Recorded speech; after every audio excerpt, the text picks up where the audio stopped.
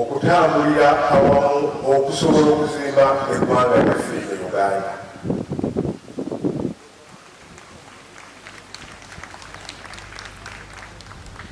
Era n'atukubiriza nti nga bannayuganda nga tulaba bingi ebitagenda bulungi mu maaso, tusaanidde okwekuba mu mutima okulaba nti nno tutambuza eggwanga lyaffe mu makubo amatuufu.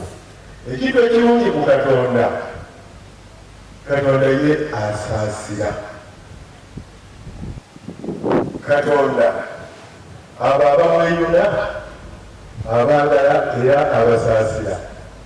Kuba kafaananyi nti singa Katonda yalekera bantu bannaabwe oba bantu bannaffe n'abatuwa bwe baba batulamula, nomulowooza ebintu byandibadde birungi okusinga. Naye Katonda oli olw'okubeera nti wakisa, asaasira, ayagala emitima egimenyese, era bwatyo n'asobola okutusaasira. Tufeeyo okutambulira awamu okulaba nti nno tusabira eggwanga lyaffe lisobole okutambula obulungi. Tufeeyo okutambulira awamu, tufeeyo okutabagana mu Uganda yaffe eno gye tulimu. Ennaku zino tulaba bingi ebigenda mu maaso. Ebya corruption tubiwulira nga bigenze wala, tebijja kuyamba ggwanga lyaffe kkula. Tuwulira ensonga endala eri e Kampala, kakati abantu batandise okwongera amayumba. Kati ffe waliyo nga abakolerayo, buli ssaawa ofuna omukristo agamba Father naweddemu, ebyange byonna babipoonye, nze n'abaana tukyalina ne bwetusula. Waliwo obuzibu obulinga ng'obwo. Tetugaana entobazi weeziri, era tulina okukuuma obulungi bw'obutonde bw'ensi. Naye bwe kiba nga kikolebwa okusobola okubutaasa, tulina okumanya nti nno abantu betukolera mu bantu.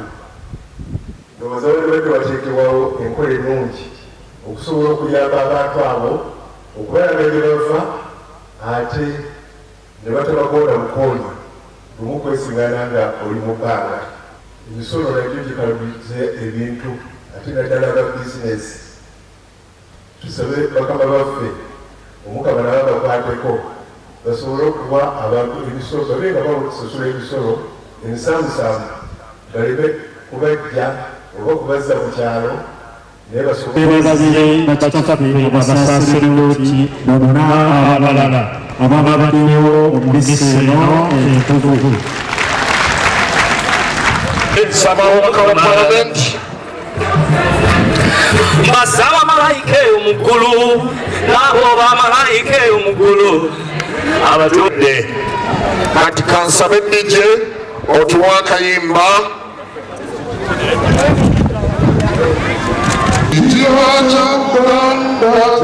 genda maaso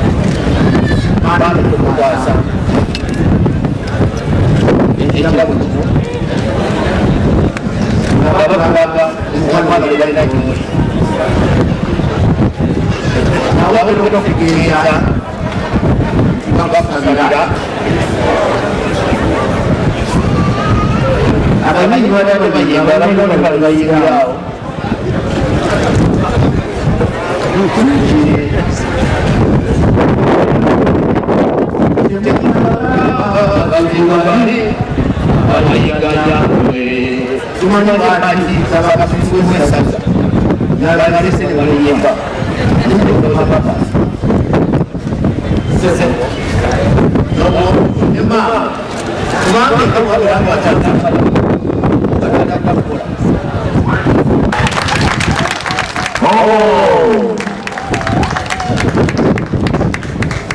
Siraba owekitiibwa Bakazasiruba Mayiga n'ebigambo ebiriko obanga bati n'obugongo ate okutwalanga musalanga n'obwoye obwetalasa ate netukusabaaki ekimulika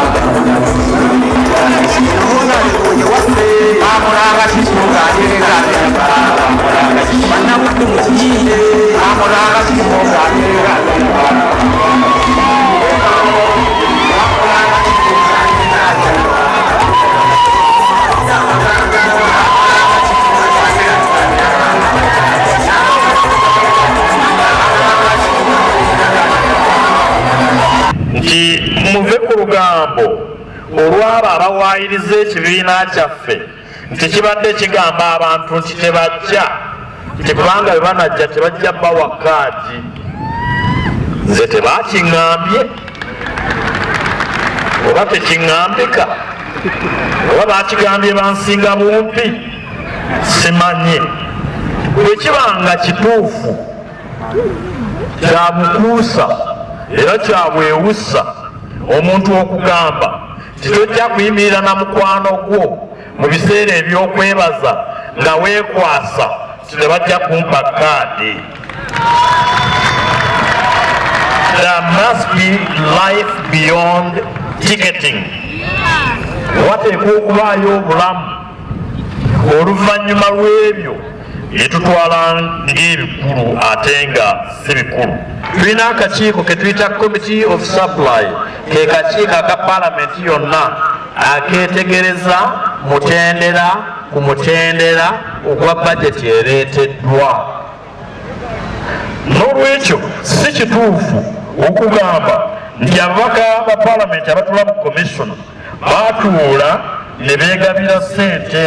Kituufu baleeta ekiteeso bwe gubanga musango ffenna gwatusinga nga Palamenti eyawamu. Bwe kiba kibonerezo kigende eri buli mubaka wa Palamenti eyayisa bajeti eyo, kigende eri pulezidenti eyagituweereza. Ebintu byonna ebyenkizo mu ggwanga lino bigenda kutugendako nga tutunula. Abaganda, abantu abali mu kitundu kino ekya Buganda, ffenna amaaso gaffe tugatadde mu byobufuzi, ffenna amaaso gaffe tugatadde ku NRM, tugatadde ku NOB, tugatadde ku FDC n'ebibiina by'obufuzi ebirala. Naye ng'ate ebintu ebyenkizo ebikuuma eggwanga byonna bisebengerera biggwawo. abakulembeze abafuze amawanga ebbanga eddene mukama wabajja ku bukulembeze amawanga ago gafuna ekizibu ekyamaani. Ebiseera ebisinga abakulembeze bwe baba bafuga amawanga nga bagaluddeko baba n'ebintu ebyenkizo bye bakola. Ekyokulabirako batera okussa ddene mu byokwerinda. Era omukulembeze asobola okufunika ebbanga emyaka 4 nga buli muntu amwesiimako tetulina ntalo mu ggwanga lyaffe. Omukulembeze asobola okussessira mu byenfuna nga buli muntu amwebazaako byafuna. Naye mukama bw'atuuka ekiseera ekitwala omukulembeze oyo ebintu byonna byaba akoze bisebengerera. Bwaba badde byakwerinda eggwanga liddayo mu ntalo, eggwanga liddayo mu busozi bw'emawanga, ng'abantu abasigadde okununula eggwanga lino enzikiriza byebika bwe bwakabaka. Olwaleero tulina ekizibu ffenna kyetutunuulidde wano. Oweekitiibwa Mpuuga musajja yeddira Ngabi, Oweekitiibwa Kyagulanyi musajja yeddira Mbogo. Bwe kibeera nga Oweekitiibwa Mpuuga yeddira Engabi ne Kyagulanyi yeddira Embogo, bajjajja baabwe tebasobola kubatuuza ne bagonjoola akazibu kano akaliwo, kiraga ebintu bisatu. Ekisooka, Oweekitiibwa Mpuuga n'Oweekitiibwa Kyagulanyi tebakkiriza mu bajjajjaabwe. Ekyokubiri, bajjajjaabe banafu nnyo okusinga bo.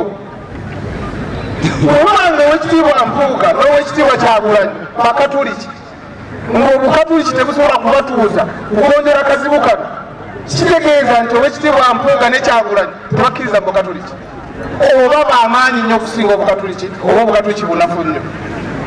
Bwe kiba nga Oweekitiibwa Mpuuga Muganda nga n'Oweekitiibwa Kyagulanyi Muganda, ng'Obuganda tebusobola kubatuuza ne bamalawo ensonga eno, kitegeeza tebakkiriza mu Buganda, oba kitegeeza nti Oweekitiibwa Mpuuga ne Kyagulanyi bamaanyi nnyo okusinga Buganda.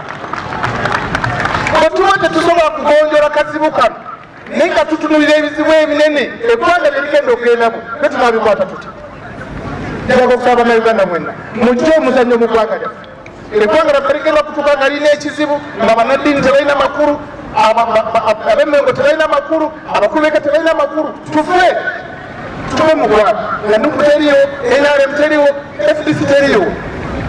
Saba tujje omuzannyo mu ggwanga lyaffe, saba tuzimbe ebintu ebikulu ebinyweza eggwanga lyaffe. Abantu ba Kabaka mwenna, obugunjufu kya muwendo. Omuntu atali mugunjufu tumunenyeza bazadde be. Bye tulaba ku mikutu nga birimu n'abantu abalabikanga abantu nga ne bakola ebyobujega, nsaba temuligoberera. Omuntu alina omutwe kuliko emimwa, amatu n'amaaso. Abantu ba Kabaka mukozese nnyo omutwe okusinga emimwa. Ekisembayo, tulina omwezi ogw'omusanvu gwe tuyita kasambula bisambu, mubaamu embuyaga. Embuyaga bwejja etwala ebiveera, etwala n'ebisaaniiko, olumu emenya n'emiti. Njagala okubasaba nti embuyaga tebatwala, bannabuddu embuyaga tebatwala. Mpuuga kyayogera mu palamenti kiba kyekyo. Kati bw'abagamba nti teyabba, byebyo byennyini bye bituleetera obuzibu, kubanga abakulu baffe tubayisizaamu amaaso. Naye Mpuuga weebale nnyo, otulabirira, otuyigiriza n'okubeera ekyokulabi byakubu.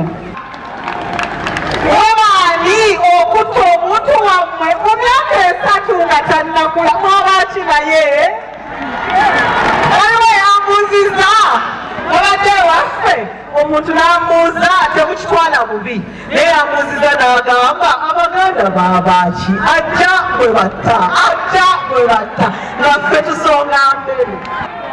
Olwaleero bagiire bayogera ebintu Mpuuga yayiba, Mpuuga yabba, ebajeti ndala eyo neyagabira basipiika motoka bemwabonene buli eyali sipiika nga nokulira pulezidenti wange pulezidenti Museveni yera yafuna emotoka okwo ku bajeti ndala eyo.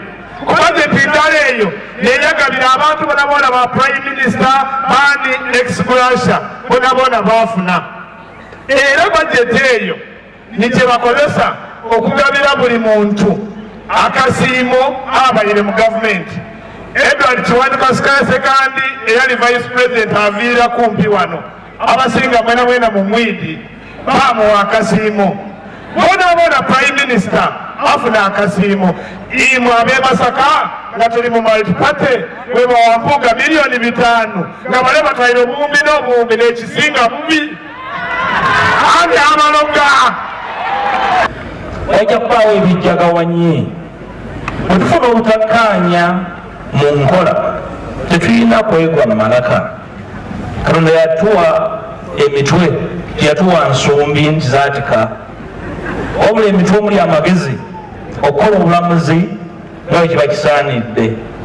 Kyo kyekiseera amaanyi gaffe amagezi gaffe obumalirivu bwaffe okwewaayo kwaffe na byonna bye tukkirizaamu okubiteeka awamu tunyweze obumu tuddemu tutambule tuzeeyo essuubi ly'abantu baffe.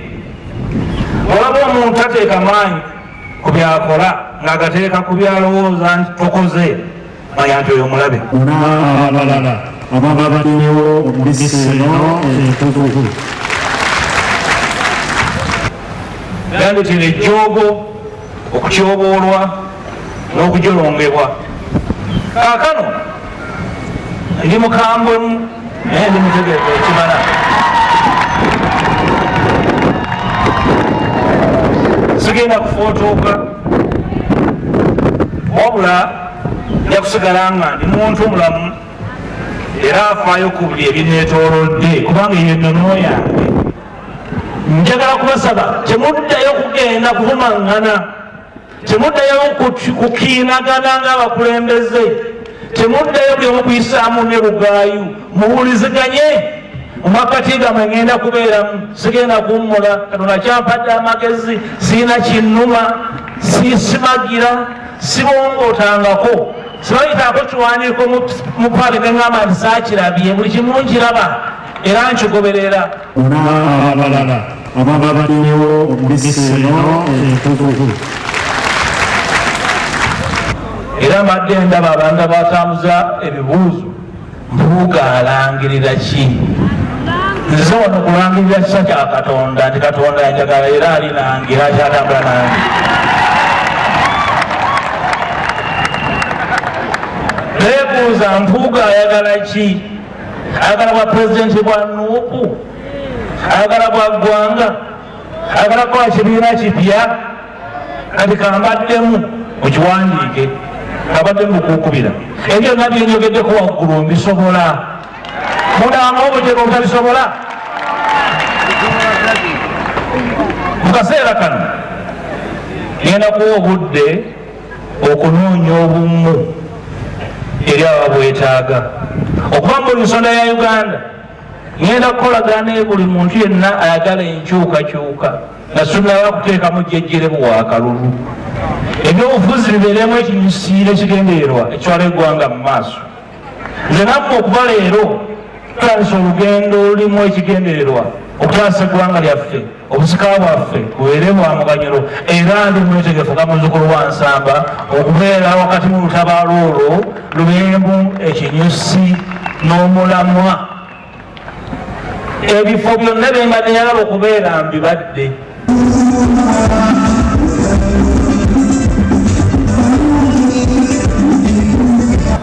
Bweyasalawo okwesogga ebyobufuzi n'okwesimbawo mu kulonda mwaka 2011 saasooka kukyagala nga ndaba akyali muto ddala. Kyokka obukiise bwe mu Parliament okuva olwo okutuuka kati busosowagazza nnyo ebyetaago ebya muntu wa bulijjo. bwe yali mu kifo ky'omukulu w'obudde oluvuganya gavumenti emirimu yagitambuza mu kifaananyi ky'ebyo ebyali byetaaga okutereeza mu nkola y'emirimu ya gavumenti. Obwakabaka bwa Buganda bwe bumu ku bagabana ku buweereza bwe. Ebyobufuzi birimu kaweereege mungi: okunyoomagana, okuyoomagana, okuvumagana,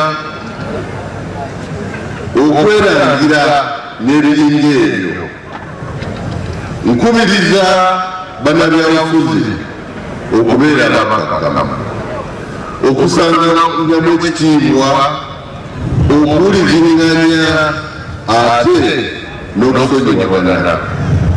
Ebyobufuzi ebitaliimu butuulamu tebisobola kuvumba Uganda etweyagaza.